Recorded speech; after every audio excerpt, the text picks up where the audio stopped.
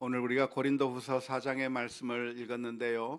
1절 말씀에 보면 이렇게 표현하고 있습니다. 그러므로 우리가 이 직분을 받아 긍휼하심을 입은 대로 낙심하지 아니하고 라고 표현하고 있는데요.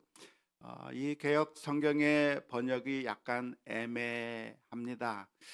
그래서 좀 더 선명한, 좀 더 분명한 번역을 살펴보았는데요. 쉬운 성경의 번역에서는 이렇게 번역해 놓았습니다. 그러므로 우리는 하나님의 자비하심에 힘입어 이 직분을 감당하고 있기 때문에 결코 낙심하지 않습니다. 우리가 낙심하지 않는데 그 이유가 무엇인가? 하나님의 자비하심으로 이 직분을 감당하고 있기 때문에 낙심하지 않는다고 그렇게 표현하고 있습니다. 오늘 1절 말씀에서 바울 사도는 고백하기를 우리는 낙심하지 않는다. 낙심하지 않는다라고 이야기하고 있는데 이렇게 말하고 있는 이유가 무엇일까요? 왜 낙심하지 않는다고 말을 하고 있는 것일까요? 그것은 지금 상황이 낙심할 만한 상황이기 때문에 그렇습니다. 지금 상황이 좋지 못한 상황인데 그 상황을 보면서 낙심하지 않는다고 이야기하고 있는 것이라고 충분히 생각할 수 있습니다. 만약 아무런 문제가 없다고 한다면 이런 이야기를 할 필요가 없겠죠. 아무런 문제가 없고 정말 모든 일들이 잘 술술 풀려가고 있다고 한다면 나는 낙심하지 않는다, 우리는 낙심하지 않는다라고 하는 말을 할 필요가 없었을 것입니다. 그런데 지금 이렇게 이야기를 하고 있는 이유가 무엇이냐면 지금 바울 사도가 처한 이 상황이 굉장히 힘들고 어려운 상황이기 때문에 그렇습니다. 지금 돌아가는 상황이 아주 실망스러운 겁니다. 당혹스러운 겁니다. 그래서 정말 낙심될 만한 그런 일을 경험하고 있기 때문에 대부분의 많은 사람들이 이런 상황이라고 한다면 낙심해 버릴 수밖에 없는 그런 상황을 마주하고 있기 때문에 그 상황 가운데서 우리는 낙심하지 않는다라고 이야기하고 있는 것입니다. 도대체 어떤 일이 일어나고 있기에 이런 이야기를 하고 있는 것일까요? 그것은 우리가 고린도 전후서를 살펴보면서 지금 고린도 교회의 상황이 어떠한 상황인가에 대해서 어느 정도 알 수가 있을 겁니다. 바울 사도는 고린도라고 하는 지역에서 정말 최선을 다해서 사역을 했었습니다. 고린도 교회에서 눈물을 흘려가면서 거기서 최선을 다해서 사역을 했었고, 그리고 이제는 그 교회를 떠나서 다른 지역에서 선교 활동을 하기 위해 잠시 떠나 있는 상황입니다. 그런데 바울 사도가 고린도 교회를 떠난 이후에 들려오는 소문은 바울 사도가 이런 편 저런 편을 통해서 듣게 된 고린도 교회의 상황은 정말 실망스러운 내용들 뿐이었습니다. 고린도 교회 안에 도덕적으로 문제가 있다고 하는 소식을 들었습니다. 거룩해야 될 교회가 더러운 죄의 문제가 있었던 것입니다. 뿐만 아니라 이 고린도 교회 내에서는 바울 사도를 욕하는 사람들이 있었습니다. 바울 사도를 비난하는 것이죠. 바울 사도를 욕하는데 바울 사도에 대해서 바울 사도는 가짜다, 사도라고 그렇게 주장하고 다니지만 사실은 바울은 가짜 사도라고 그렇게 비방하는 일들이 고린도 교회 내에서 있었던 겁니다. 뿐만 아니라 지금까지 바울 사도는 예수 그리스도의 복음을 잘 가르쳤는데 나중에 떠난 뒤에 들려오는 소식이 무엇이냐면 이 사람들이 믿음에서 떠나버려서 율법주의로 회귀했다고 하는 이야기도 들리게 된 것이죠. 한마디로 헛수고를 한 것 같은 느낌을 받게 되었습니다. 정말 열심히 최선을 다해서 고린도 교회에서 사역을 했는데 나중에 들리는 소문이 무엇이냐면 지금까지 내가 흘렸던 모든 수고와 헌신들이 아무짝에도 쓸모가 없는 것이 된 것 같은 그런 느낌을 받는 소식들만 듣게 되었던 것이죠. 이런 상황이 되었을 때 우리들이라고 한다면 어떤 마음이 들겠습니까? 어쩌면 배신감이 들 수 있을 겁니다. 어쩌면 실망감에 정말 분노할 수도 있었을 겁니다. 어쩌면 절망하는 마음들이 들었을 수도 있었을 것입니다. 그런데 놀랍게도 오늘 고린도후서 4장 1절에서 표현하는 말이 우리는 낙심하지 않는다. 낙심하지 않는다라고 표현하고 있는 것이죠. 바울 사도는 이런 상황 가운데서 어떻게 이런 고백을 할 수가 있었을까요? 우리도 이런 비슷한 상황을 맞이하게 된다고 한다면 우리는 어떻게 이런 바울 사도와 같은 고백을 할 수가 있을까요? 우선 그 질문에 대답하기 전에 우리가 먼저 살펴보아야 할 것이 있는데요. 여기서 낙심하지 않는다고 하는 말의 의미가 무엇인가를 한번 고민해 보아야 합니다. 도대체 낙심하지 않는다고 하는 말이 어떤 것을 가리킬까요? 우리들에게 요구되는 자세가 낙심하지 말라라고 하는 것이 성경 전체의 가르침이라고 할 수가 있겠는데, 우리 주님께서 우리로 하여금 낙심하지 말라고 말씀하시고 낙심하지 말 것을 우리에게 요구하고 있는데, 도대체 이 낙심하지 말라고 하는 것에 어떤 상태를 가리키는 것인지 우리가 좀 생각을 해 보아야 할 것입니다. 그런데 사실 이 성경에서 우리로 하여금 낙심하지 말라고 가르치고 있는데, 그 말은 우리들의 마음 가운데 슬픈 마음이 들거나 우리들의 마음 가운데 우울한 마음이 들거나 절망적인 그런 느낌 자체가 아예 일어나지 말아야 된다고 하는 그런 의미는 아닙니다. 만일 주님께서 우리에게 그것을 요구하셨다고 한다면 그 누구도 그 주님의 말씀에 따를 수가 없을 겁니다. 왜냐하면 우리 마음이라고 하는 것이 무엇인가? 우리의 마음이라고 하는 것은 우리가 마음대로 컨트롤할 수 있는 것이 아닙니다. 우리의 마음은 어쩌면 자동 반사적으로 어떤 상황에 대해서 어떤 감정들이 자동적으로 튀어나오게 되어 있습니다. 슬픈 일을 당하게 되면 슬픈 마음이 생기게 되어 있어요. 화나는 일을 보게 되면 분노의 마음이 우리들의 마음 가운데 솟아오르게 되어 있습니다. 무서운 일을 보게 되면 두려운 마음이 들게 되는 것이죠. 정말 위험한 상황 가운데서 우리들의 마음 가운데 두려운 마음이 드는 것은 자연스러운 것이라고 하겠습니다. 또한 우리들의 마음 가운데 정말 절망적인 상황들이 펼쳐질 때, 또는 사람들이 우리를 향해서 비아냥거리고 욕하기 시작할 때, 또한 어떤 정말 난감한 상황이 닥치게 될 때 우리들의 마음 가운데 우울한 마음이 드는 것은, 그것은 어쩌면 자연스러운 일이라 할 수 있을 것이고 그 누구도 피해 갈 수 없을 것입니다. 우리들의 마음 가운데 그런 감정이 생기는 것 자체를 잘못이라고 말할 수는 없습니다. 오늘 이 고린도후서 4장 1절에서 바울 사도가 우리는 낙심하지 않는다고 말하고 있는데, 그 이야기는 바울 사도의 마음 가운데 그런 슬픈 감정, 낙심하는 마음, 그런 것들이 전혀 일어나지 않았다고 하는 그런 의미에서 말씀하고 있는 것이 아닙니다. 종종 어떤 분이 질문을 던지는데요. 우리 크리스천들도 우울증에 걸릴 수 있습니까? 라고 하는 질문을 던지시는 분들이 계셔요. 그런데 우리 크리스천들이라고 해서 우울증에 안 걸리는 게 아닙니다. 마치 우울증에 걸리게 되면, 우리가 우울증 증세가 우리에게서 나타나게 된다고 한다면 그 사람은 마치 믿음이 없는 사람이고 우울증에 걸리면 그 사람은 문제가 있는 것이고 믿음이 없는 그런 정말 제대로 된 신앙인이 아니라고 하는 그런 생각을 우리가 갖기가 쉬운데요. 사실 그렇지 않습니다. 목사님들 가운데도 우울증에 걸린 사람들 굉장히 많아요.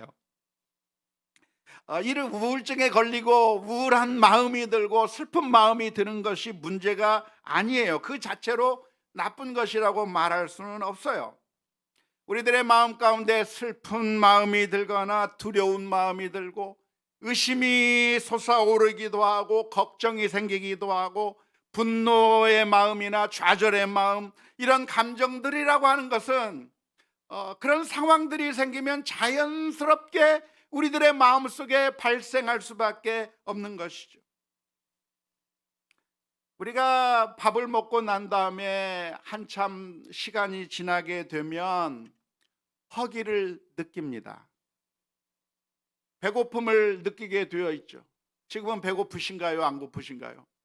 아침을 드시고 오셨으면 배가 안 고프실 겁니다. 점심때 돼야 배고프실 텐데요. 그런데 우리의 배가 이 속에 먹을 것이 사라져 버려서 이제는 음식을 먹은 지 꽤 오랜 시간이 되어서 그렇게 많은 시간이 흐르면 자연스럽게 배고픔이 생기게 되는데요. 배고픔이 잘못인가요? 허기를 느끼는 게 죄인가요? 그렇지 않아요. 그것은 자연스러운 거예요. 우리가 먹은 것이 없으면, 내 위장 속에 음식물이 들어가 있지 아니하면 허기를 느끼는 것이 자연스러운 것처럼, 우리들의 감정 가운데 무서운 일을 경험하게 되면 두려운 마음이 드는 것이 자연스러운 것이고, 슬픈 일을 당하게 되면 슬픈 마음이 생기는 것이 당연한 것이고, 절망적인 상황이 생기면 그래서 힘이 빠지고 낙심하게 되는 것이 그게 정상인 것이고 자연스러운 것이지, 그것 자체가 믿음이 없는 것이다, 그것 자체가 잘못된 것이다, 크리스찬은 그렇게 하면 안 된다라고 이야기할 수가 없는 것이죠. 문제는 이런 현상들이 생겼을 때 우리가 어떻게 대처하는가입니다. 배가 고팠을 때에는 우리가 음식을 적당하게 먹으면서 그 문제를 해결해야 정상적인 것이라고 할 수 있는데, 그런데 그것을 그렇게 하지 아니하고 배고프다고 하는 이유로 짜증을 내기 시작하고 다른 사람들을 향해서 화풀이를 하기 시작한다고 한다면 그 배고픔을 잘못된 방법으로 표출하는 것이라고 알 수가 있는 것이죠. 이와 마찬가지로 우리의 감정이라고 하는 것도 역시 마찬가지인데요. 우리의 삶 가운데서 난감한 일들이 일어납니다. 어려운 일들이 일어날 겁니다. 그런데 그런 상황 가운데서 우리는 슬픈 마음과 또한 좌절, 우울감 같은 것을 겪을 수가 있겠는데, 그것을 어떻게 대응하고 어떻게 할 수 있는가, 그것이 우리들에게 중요한 것이지, 그 감정 자체가 생기는 것에 대해서 그것이 문제라고 말할 수는 없는 것이죠. 성경에서 우리에게 낙심하지 말라라고 가르치는 것은 우리들의 마음 가운데 그런 감정 자체가 발생하는 것이 문제가 있다고 하는 것을 의미하지는 않는 것입니다. 사실 아무런 감정이 없는 사람이 되는 게 크리스찬의 목표는 아닙니다. 다른 종교에서는 아무런 감정이 없는 상태를 지향하죠. 그래서 그 어떠한 것을 보더라도 아무런 감정의 동요가 일어나지 않고 마치 내가 없는 것처럼, 내가 존재하지 않는 것처럼, 아무런 기쁨의 감정도 슬픔의 감정도 없이 그냥 감정에서 벗어난 것을 지향하는 종교가 있습니다마는, 그것은 가능하지도 않을 뿐만 아니라 바람직한 것이라고 말할 수도 없습니다. 사실 예수님께서도 어떤 모습을 보이셨는가? 나사로의 죽음 앞에서 슬퍼하며 우셨어요. 나사로를 사랑하는 마음 가운데 슬퍼하며 눈물을 흘리셨고 사악한 사람들을 보면서는 분노하시기도 하셨고 십자가 앞에서는 두려워하면서 이 십자가를 내게서 지나가게 해달라고 하나님 앞에 기도하기까지 하셨던 것이죠. 그렇다고 한다면 오늘 고린도후서 4장 1절에서 우리는 낙심하지 않는다라고 말한 그 표현의 의미가 무엇일까요? 어떤 의미에서 낙심하지 않는 것이라고 말하고 있는 것일까요? 그것은 감정적인 차원이 아니라 의지적인 차원으로 이해해야 할 것입니다. 정말 고통스러운 상황 가운데서 절망스러운 상황이 펼쳐지고 있을 때 우리는 감정적으로는 불안할 수 있고 힘이 빠질 수도 있을 겁니다. 그럼에도 불구하고 우리는 낙심하지 않는다고 하는 이야기는 포기하지 않겠다고 하는 의지의 표현입니다. 바울 사도가 이 상황 가운데서 가장 쉽게 할 수 있는 일이 무엇일까요? 그것은 포기해버리는 거예요. 자신이 그렇게 수고하고 헌신한 교회인데도 불구하고 자신을 욕하고 비난하고 자신이 해주었던 그 가르침에서부터 멀리 떠나버린, 그렇게 배신감을 당한 배신감이 들 만한 일들을 행한 그 고린도 교회를 보면서 바울 사도의 마음 가운데 가장 쉽게 보일 수 있는 반응이 무엇이냐면 손 털어버리는 겁니다. 다시는 너희들하고 상관하지 않겠다, 다시는 너희들하고는 관계하지 않겠다, 이런 배은망덕한 사람들이라고 하면서 고린도 교회에 대해서 이제는 정을 끊어버리고 다시는 정주지 않으리라, 다시는 너희들과 관계하지 않으리라, 그런 사람들하고는 내가 더 이상 상종하지 않겠다고 하면서 그래서 완전히 그 관계를 끊어버리는 것, 그것이 어쩌면 가장 쉽게 선택할 수 있는 선택의 방법이라고 할 것입니다. 어쩌면 그런 선택을 했던 사람을 성경에서 찾아보라고 한다면 엘리야 선지자라고 할 수가 있는 것이죠. 엘리야 선지자는 바알 선지자와의 대결 속에서 하늘에서 불이 내리는 그런 엄청난 기적을 경험했고 그걸 통해서 바알 선지자들을 무찌르는 엄청난 영적 전쟁에서 승리를 했던 사람이 엘리야 선지자였습니다. 그런데 그런 강력한 영적인 승리를 맛보았음에도 불구하고 이세벨 왕비가 자신을 계속해서 죽이려고 달려드는 그 모습 앞에서 내가 아무리 힘쓰고 노력해도 꿈쩍도 하지 않는 그 강력한 대적들을 보면서 엘리야의 마음 가운데 우울감이 들어오게 되었고 절망감이 생기게 되면서 하나님 앞에 말하는 거죠. 하나님, 이제 더 이상 못하겠습니다. 하나님, 이제 제 목숨을 거두어가 주세요. 하나님, 이제는 더 이상 하고 싶지 않습니다. 이제 제 목숨을 끊어주세요라고 하면서 완전히 포기해버리는 모습으로 나오게 된 것이죠. 하지만 놀랍게도 바울 사도는 우리는 낙심하지 않는다라고 이야기하는 겁니다. 이 얘기는 낙심하는 마음이 없다는 이야기가 아니에요. 이 이야기는 그 마음 가운데 절망감이 생기지 않았다는 얘기가 아닙니다. 오히려 이 이야기는 무엇인가? 그럼에도 불구하고 내가 고린도 교회를 포기하지 않겠다고 하는 그런 결단인 것이죠. 바울 사도는 이 상황을 보면서 내가 왜 이런 고생을 했을까? 아무도 알아주지도 않고 아무도 인정해주지 않고 아무도 나를 존중해주지 않는 저 고린도 교회를 향해서 내가 왜 이런 헛수고를 했을까? 이제는 다 때려치워야 되겠다, 이제는 그만두어야 되겠다고 하는 결단을 하지 않은 것이죠. 바울 사도의 마음에 그런 마음이 왜 안 생기겠어요? 그런 마음이 한편 구석에서는 생겼을 겁니다. 저런 사람들하고는 내가 상종을 하지 않고 정말 나를 환영해 주는 곳으로, 박수 쳐주는 곳으로 가고 싶은 마음이 바울 사도의 마음 가운데 있었을 겁니다. 하지만 그러한 마음을 억누르고 나는 낙심하지 않는다, 나는 포기하지 않겠다고 하는 의지를 나타내고 있는 것입니다. 왜 그랬을까요? 왜 바울 사도는 포기하지 않는다고 이야기하고 있는 것일까요? 성경에서는 우리가 이런 상황에 맞이하게 되었을 때 우리도 낙심하지 말 것을 성경에서는 가르치고 있는데, 만일 우리가 이런 상황을 맞이하게 된다고 한다면 우리는 어떤 점에서 낙심하지 않아야 하겠습니까?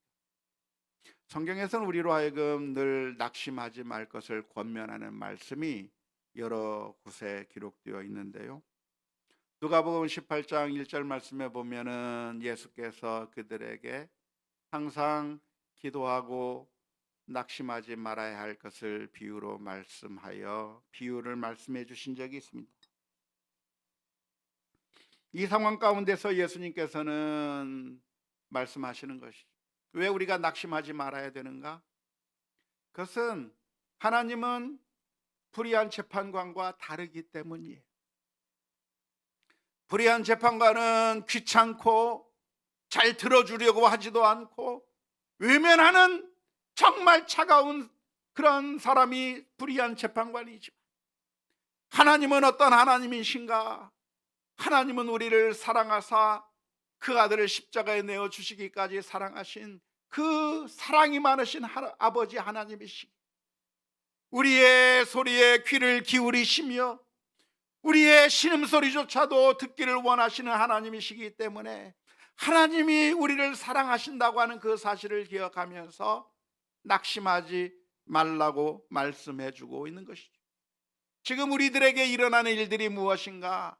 하나님이 외면했기 때문에, 불의한 재판관처럼 귀 기울여 주지 않았기 때문에 일어나는 일이 아니라, 정말 사랑이 많으신 하나님께서 하나님의 그 오묘하신 섭리 가운데 우리들을 인도해 주시고 우리를 훈련시키고 단련시키시고 마침내 복 주시고 마침내 은혜로 인도하시는 그 하나님의 놀라운 사랑을 생각한다면 우리가 기도하다가 낙심할 것이 아니라고 주님께서 가르쳐주고 계시는 것이죠.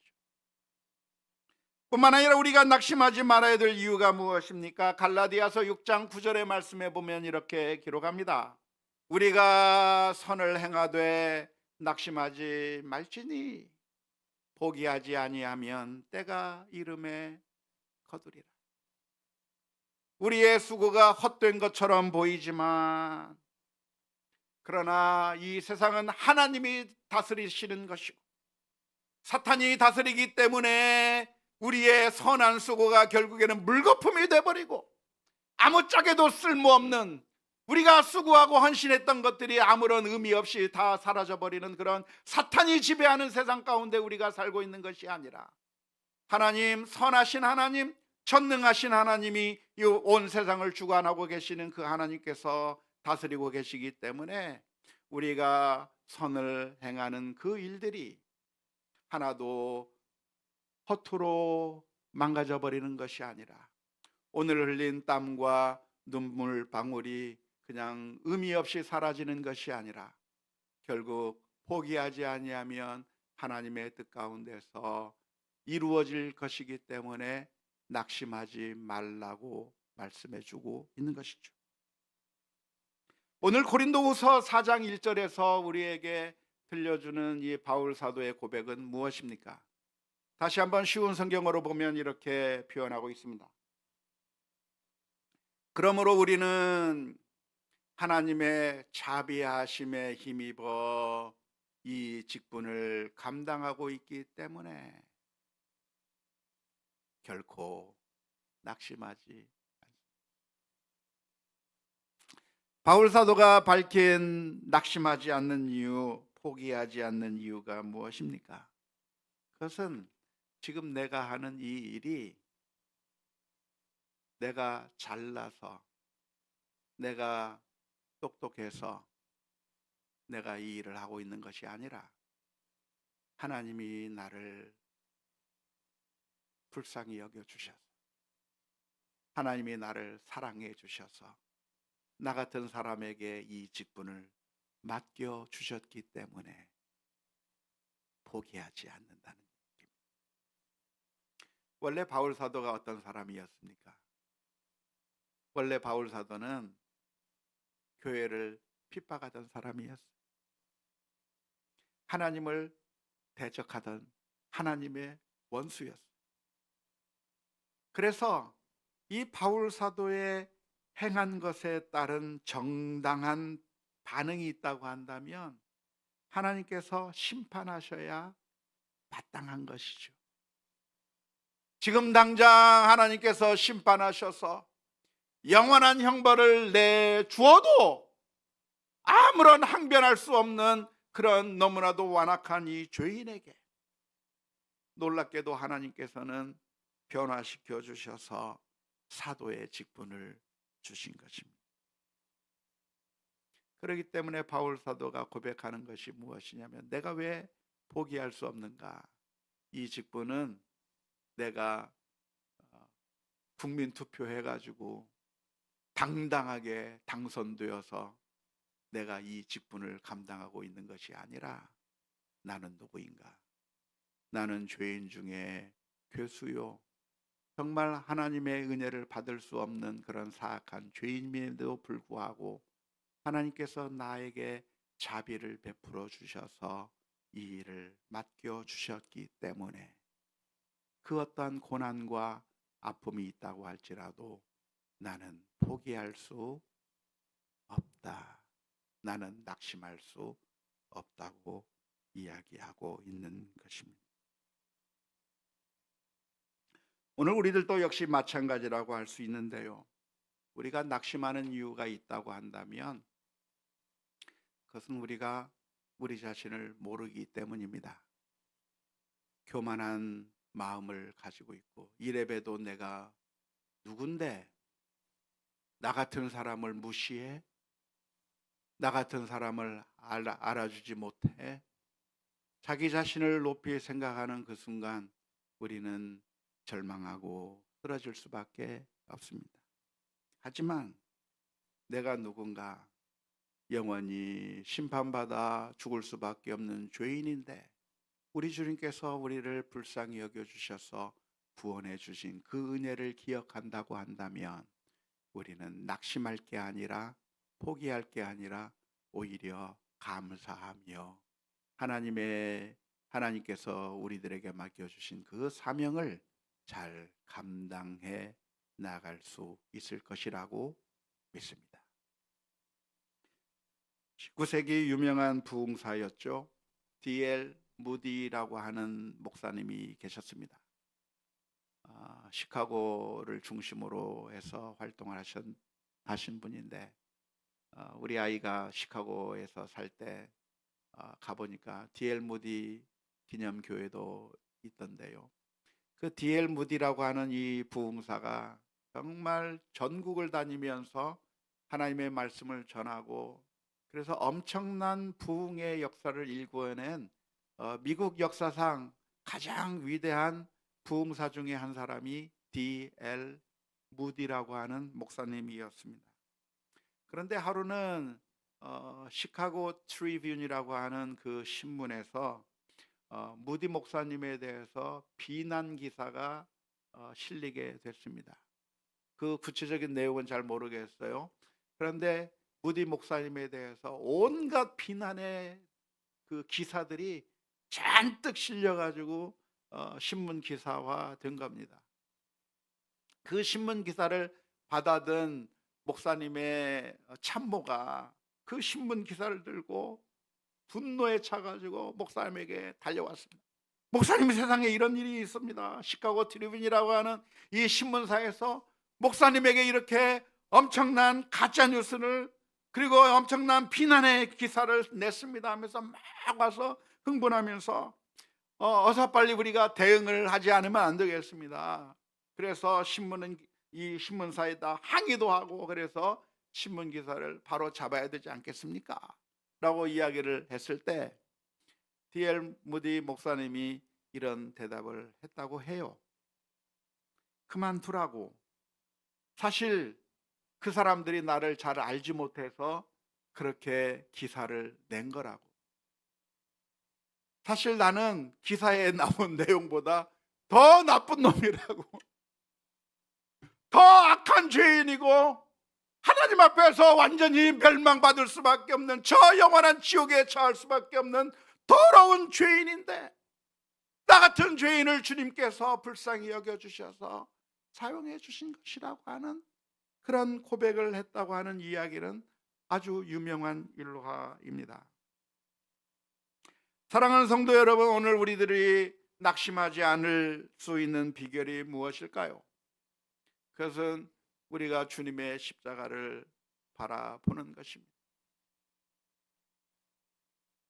내가 얼마나 대단한 사람인가, 내가 얼마나 정말 이 사람들에게 박수 받아야 될 사람인가, 사람들이 나를 인정해 줘야 될 것인가 라고 하는 것을 생각하는 것이 아니라, 십자가 앞에 우리도 죄인 중에 괴수요 하나님의 은혜를 받을 수 없는 그런 사람들임에도 불구하고 자격 없는 자를 사랑하셔서 우리를 있게 하신 바로 그 자리에서 일하고 섬길 수 있게 해주신 것을 기억하며 감사하는 우리 모두가 되어야 될 줄로 믿습니다.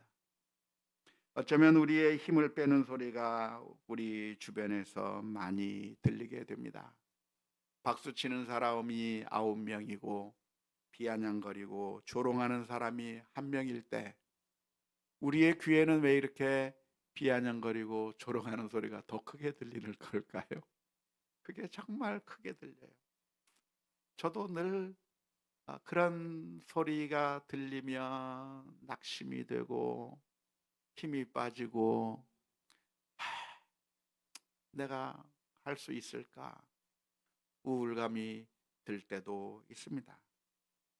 그러나 오늘 우리들의 상황을 바라본다고 한다면 힘이 빠질 수밖에 없고, 우리들의 모습들을 바라본다고 한다면 우리는 절망할 수 있겠지만, 그러나 우리가 낙심하지 않아야 될 이유가 있다고 한다면 사실 우리 주님께서 우리를 사랑하시고 구원해 주셨기 때문입니다.